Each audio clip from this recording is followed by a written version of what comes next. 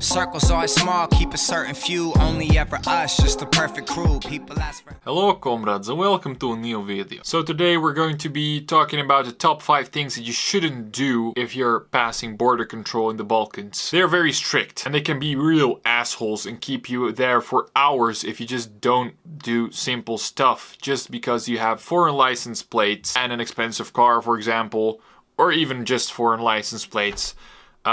And especially if you're from there and like from the Balkans and you have a last name that doesn't appeal to them because you're from a different country than you're traveling in, they're gonna ask a shit ton of questions. So here are 5 tips how to get past border control in Bosnia.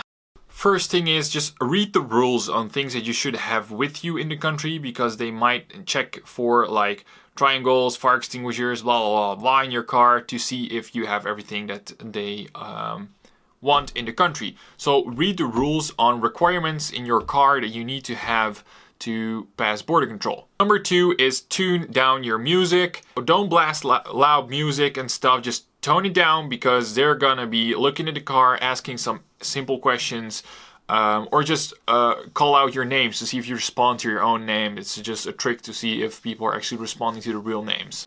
Number 3 is don't wear hats and don't wear sunglasses, because they're gonna ask about it and they want you to take it off. Why? They want to check your eyes into the passport and they want to see if your hair matches on the picture. Even though you can change your hair, they just want to see you without any camouflage.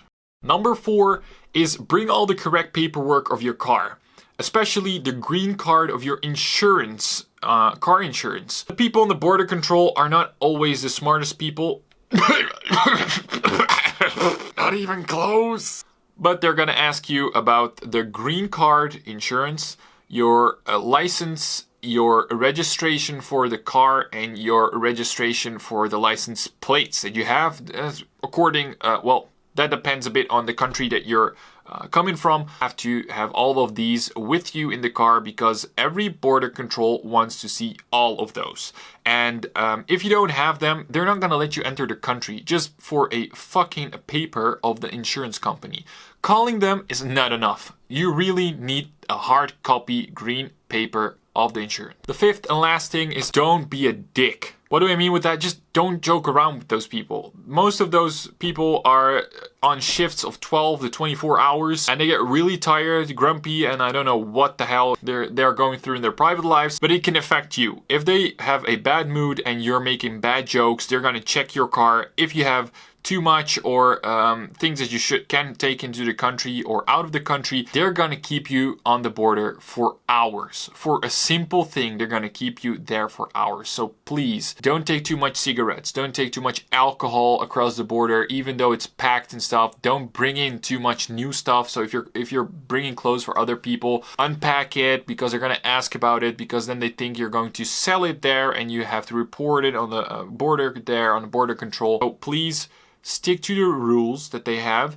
So just behave yourself. You never know who you're going to run into. If they're asking you simple questions, answer them. If they're asking really private things that they should not be asking, in your opinion, just tell them. But tell it in a nice, in a polite way.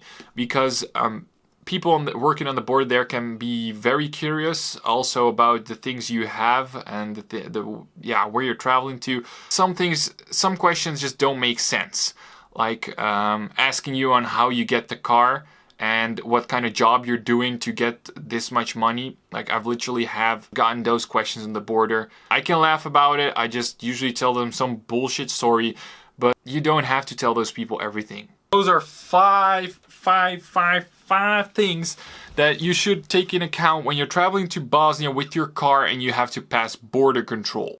One tip, if you are calculating amount of hours that you're going to be driving to a location and you're passing different borders in the Balkans, just add up like an hour or 2 hours in the summer season on all the borders, because it's busy as a fuck.